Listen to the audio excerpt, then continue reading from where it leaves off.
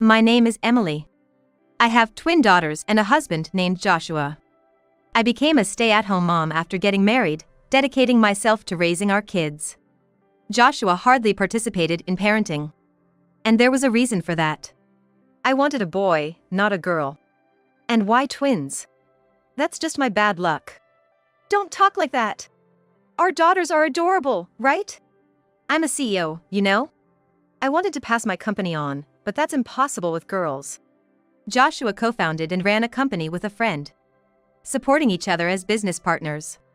He lost interest in our children the moment he knew they were girls. I thought he might change once they were born, but he didn't. Hey, you're their father. Pay some attention to them. I told you I don't need girls. I would have loved a boy, but not a girl. Why not? Girls are just as lovely. It's not about being cute or not. Girls aren't useful, right? Most successful CEOs are men. And girls eventually marry off, so why spend money on someone who won't be part of the family? I don't want to waste money, even if I have it. Joshua was always complaining. Realizing that arguing was futile, I stopped seeking his help. He used to help with household chores, but that stopped after our daughters were born. And he began complaining even more. What's this for dinner? I provide the money, and this is all you can make? I think it's pretty much. My family used to serve more dishes daily. And your cooking is always bland. You always make things I don't like. Eating only what you like isn't healthy. I try to balance the menu. I don't care about balance. Just make what I like. Today's dinner is inedible. I'm eating out. What about the leftovers? Who cares? Toss that garbage. Joshua didn't hesitate to yell in front of our daughters. They seemed scared of him. I was fed up with this life, but I had a reason I couldn't leave. I didn't have the money to support my daughters alone. I didn't want to worry my parents, so I couldn't ask for their help. But an unexpected end to this came. I'm moving in with my pregnant mistress starting tomorrow. You and the girls, who are useless to me, get out. Joshua brought a young woman home and said this to me. I was speechless. The woman, in her early 20s, was much younger than 35-year-old Joshua. Smirking and holding her belly, she said, "Sorry, but I'm pregnant, so please leave Joshua." I would be in trouble if you suddenly said something like that. I also have daughters. You have daughters, right? But Joshua wanted a son, and I'm carrying his son. He wants to care for my son, not your daughters. Right, I don't care about you three. I'll pay you, so just divorce me. He handed me divorce papers with his name already on them. I just stood there, unable to react. I get you're shocked, but it's your fault for having girls. What about the girls? They're only 2. Annoyed, Joshua threw a large bag at me. This bag contains $200,000 for child support and alimony. You're happy as long as you get money, right? I wish I had some money too. Don't worry, Diana. I'll buy you anything you want from now on. I only love you and the baby in your belly. Yay! As they displayed their affection in front of me, I decided to divorce Joshua. I couldn't stand being with him anymore. Okay. Let's get divorced. Joshua smiled happily at my words. Then, I packed my things and took my daughters back to my parents' house. They were shocked by our sudden return, but after explaining, they encouraged me. I can't believe this happened. Why didn't you talk to us sooner? I didn't want to worry you. You've always been so considerate. It's really unforgivable what Joshua has done. I never thought he would be the kind of person to betray Emily and the girls so blatantly. Should I give Joshua a piece of my mind? No, I don't want anything to do with him anymore. I appreciate your concern, though. All right. I had never spoken to my parents about Joshua before. They had been happy about our marriage, so it was hard to talk about him. Joshua, being a CEO, had a good public image. So my parents were quite shocked to learn his true nature. I decided to rest at my parents' house for a while. Since I couldn't rely on them forever, I started working at a company my dad introduced me to. I was hired as a full-time employee with decent pay. With the $200,000 from Joshua, I didn't have to worry about money. Gradually, I began to feel better, and memories of Joshua faded. He remarried Diana soon after our divorce. I didn't want to hear any more about him, so I ignored the rumors. Then one day, out of the blue, Joshua called me. I ignored his calls at first, but he kept calling, so I finally answered. What? Oh, finally! Joshua was panicked and shouted over the phone. Damn it! I was deceived by that woman. You mean Diana? Yes. I thought she was having a boy, but it turned out to be a girl. You didn't know until the baby was born? No, the baby was always a girl. She showed me fake ultrasound pictures from the internet. She lied to marry me. Well, that means Diana really wanted to marry you. Isn't that a happy thing? Take good care of her and the baby. That's not the point. Joshua continued ranting. I wanted to hang up, but he kept talking. He told me things I didn't know. But honestly, I didn't care. She didn't love me, she loved my money. She lied about the baby being a boy just to marry me. But the baby is still yours, right? Yeah. I investigated and it turns out the baby is mine. Then you should take responsibility and raise her. Parenting is hard, but you should work together with Diana. But Diana ran away. What? I was shocked to hear that. When I listened to his story, it revealed that Diana had fled after her lies were exposed, leaving the baby behind. I spent over $200,000 on her, even bought her a car. That's too bad. Now I'm broke. She took all my savings. I can't help you with that. You should work hard from now on. Hey, you're my ex-wife. Can't you show a little concern? Why would I care about my ex-husband who cheated and kicked me out? Honestly, I think you got what you deserved. What? When did you become so cheeky? Maybe living with you twisted my personality a bit. Anyway, I don't want to know about you. So goodbye. Hey, wait! Joshua called out, but I unilaterally hung up the phone and set it to block his calls. Initially, I never thought Joshua would contact me after our divorce, so I had forgotten to set the block. However, Joshua wasn't the type to give up easily. Incredibly, he showed up at my parents' house with his former mother-in-law, holding the daughter he had with his mistress, Diana. His former mother-in-law was the stereotypical meddling mother-in-law. During our marriage, she often said things like, "You're not good enough for Joshua and it's shameful to have daughters." It seems she always doted on Joshua since he was good at academics. Indeed, Joshua was talented, but being spoiled by his mother might have turned him into a selfish man. My parents tried to send the two away, but they wouldn't leave, so I had to deal with them.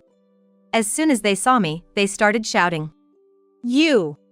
Ignoring my calls! Yeah! Joshua is offering to get back together with you, so stop being stubborn and accept it. You can't live without Joshua's financial support, right?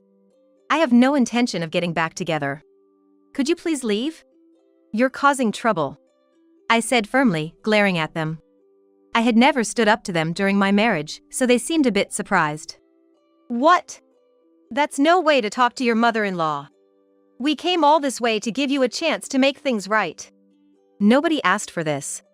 It's actually a nuisance. I'm happy living with my parents and daughters. Please don't bother us. But you're not working, right? The money I gave you will run out eventually. Haven't you thought about what happens then? Your parents won't live forever. They might pass away any day now. Could you please not say such disrespectful things in front of my parents? I'm working at a company my father introduced me to, and I'm not without income. Working? I bet the company you work for isn't anything special. You can't support 2 daughters on just $2,000. Actually, I'm making about $6,000 net. What? He had always looked down on me, but I had a decent income even before we were married. I used to be a systems engineer with considerable experience. The company I'm working for now hired me for my skills, though having a connection through my father also helped. Joshua, who runs an IT company, should have known how much I earned when I was single, but apparently, he didn't. I thought that he had some idea of how much money I earned when I was single, but apparently that wasn't the case. He seemed to have a preconceived notion that women equal low income. You're earning that much? Yes. I'm valued at the company and earn more than other mid-career employees. What? Joshua clicked his tongue in frustration, clearly upset that a woman he looked down upon was somewhat successful. But $6,000 isn't enough to raise 2 kids, right? So far, it hasn't been a problem. Are you guys the ones in trouble? Did you come here thinking I would help you? I don't need you. I came here to offer you a chance to get back together. I know about your company. Huh? When I mentioned his company, it made him visibly pale. Right now, your staff has reduced significantly, and you're barely avoiding running at a loss. You've been going out for sales yourself since you don't have many sales employees left. How do you know that? I work in the same industry, so I inevitably hear things. The infidelity incident became known to the other employees, and they started to keep their distance from Joshua. His co-founder friend also left him and started a new company. Then, many employees moved to the friend's company, reducing Joshua's staff by half. As the competent employees left first, the company's operations began to suffer. After his friend left, clients stopped dealing with Joshua's company and recontracted with his friend's new company. His business was on the brink of bankruptcy, barely managing to pay the employees' salaries. Then, Joshua made an absurd proposal. Then, how about you come work for me? What? I already have a job. I'll pay you the same salary as your current job. There's a lot you can do at my company, and it would really help if you joined. Can you keep the jokes to your face? Who would want to work for a company on the brink of bankruptcy? Sorry, but I have no intention of leaving my current job, and there's no chance of getting back together with you. You're really persistent. As I firmly rejected him, Joshua looked deeply shocked. Unable to bear the sight of her son like this, his mother chimed in. Hey! He's trying to make amends, so just accept it. For your daughter's sake, it's better to have a father, right? Being a single mother isn't looked upon favorably, you know? If he's the kind of father you're talking about, we're better off without him. Even when we were married, he never showed any love for my daughters. They've already said they don't want to live with him anymore. We don't need Joshua. Shocked by my words, Joshua's eyes teared up. Meanwhile, his mother grew even more furious. Don't hurt my son anymore. Whose fault do you think it is that things have come to this? Excuse me? I think it's Joshua's fault for betraying us. He told me that if you had been a better wife, he wouldn't have cheated. So, it's partly your fault he cheated, right? So you're justifying infidelity? If your husband had cheated, would you accept it as your fault and forgive him? That's not the point. Don't change the subject. We're talking about you right now. Despite her insistence on reconciling, I refused. Then, she said something outrageous. If you won't get back together with Joshua, return the $200,000. He's almost bankrupt and in trouble because that woman took his money. He gave you that money out of kindness, you have no right to it.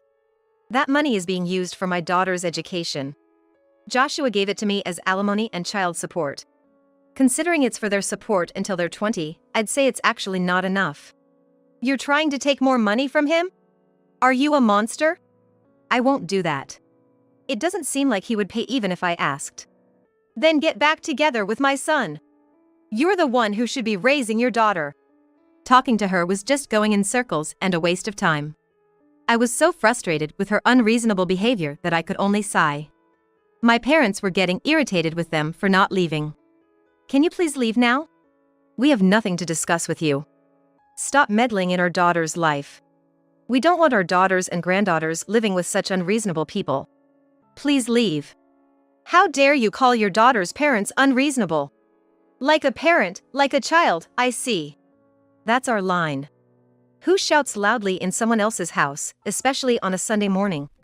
You're the ones lacking common sense. It was about 8 a.m. on a Sunday. They had arrived around 7 a.m. And we had been talking for almost an hour. As I wondered what to do, my daughters came from behind. They had been asleep but woke up because of the noise at the front door. Dad and Grandma? Seeing them, the girls made a face of clear distaste. They disliked not only their father but also their former grandmother, who never showed them affection and always had snide remarks. Joshua's mother, like Joshua, had wanted a boy for succession. Seeing his daughters, Joshua, already disheartened, clung to them. It's been a while. I came to pick up the three of you. I've missed you both. He spoke with a forced smile, but the girls didn't respond. They just stared at him with serious faces. What? What are you doing here? I came to see you. You must be happy to see your dad after such a long time, right? Joshua tried to smile and engage them, but they clearly weren't going to agree. The daughter's eyes were cold as ice. Mom said we're not living with Dad anymore, right? We were told we don't have to see him again. Didn't you girls want to see your dad? We don't want to. He's always mean to Mom. And we don't like Grandma either, she always makes Mom cry. What? Such impudent children. This is why I dislike girls. Daughters are just not lovable. That's why we don't like it when you always say girls this, girls that. Grandma, you're a woman too, right? If women are bad, does that mean Grandma is bad too? The former mother-in-law was silenced by my daughter's argument, unable to retort. Then Joshua tried again to speak to them. If you live with Dad, I'll buy you anything you want. You wanted a playset, right? We got the playset from Grandma, so we don't need it. Well, how about a video game then? It is coming for Christmas, so we don't need it either. Don't say such sad things. If you're with your father, you can have anything you want. You girls have a lot of things you want, right? Even if we want things, we don't want Dad. If it means living with Dad, we don't need toys or games. What's that supposed to mean? Joshua was visibly shrinking as he was rejected by his daughters. Then they suddenly left and returned, taking surprising action. Get out, mean monster who hurts Mom. Time to defeat the mean monster. The girls had brought dolls and started throwing it at Joshua and his mother, mimicking a scene they saw on TV where villains were sprinkled with salt. Stop that, both of you! Grandma is getting angry. Grandma is always angry. Just leave. You brats. I won't hold back just because you're kids. The former mother-in-law lashed out in a rage, trying to grab them. My father intervened, stopping her from hitting the girls. How dare you treat my granddaughters like that? It's their fault for throwing something. You and your family are uneducated. I'll take these kids and educate them properly. Joshua's mother tried to forcibly take the girls, who were strong until now but began crying. Is something wrong? I looked up to see our neighbor standing at the door, drawn by the crying. He was unaware of Joshua and his former mother-in-law. After I briefly explained the situation, he scolded them on our behalf. If you have no connection with this family anymore, it's pitiful to linger. Please go home. Mind your own business. This has nothing to do with you. Although Joshua had quieted down, his mother's fury was unstoppable. Our neighbor, dismayed, called a police officer he knew. Soon, the officer arrived and took them into the police station. Joshua looked at me with tearful eyes. You really won't give us another chance? Who would want to restart things with you? But I'm worried about our daughters. Don't try to act like a good father now. It's too late. No, I want to live with you three. I've reflected on my past mistakes. You are all I have. You still have your beloved mother. Good luck with your nearly bankrupt company. Shocked by my words, Joshua started crying even in front of the officer. My daughters were appalled. Dad is crying even though he's an adult. Mom, Dad really is uncool. Joshua seemed even more shocked by their words. Eventually, the police took them away. They were severely reprimanded at the station. After that incident, they never came to our house again. The commotion made them infamous in a bad way. Perhaps they were too ashamed to show their faces. I didn't want to see them again, so maybe it was for the best. From what I heard, Joshua lost contact with the woman and was left to raise his daughter alone. His company failed, and he was saddled with debts. The company also had some debt, so it seems that he had to take on debt.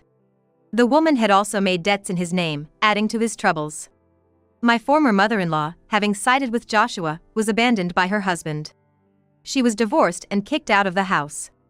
Later, my former father-in-law apologized. A sensible man unlike the other two.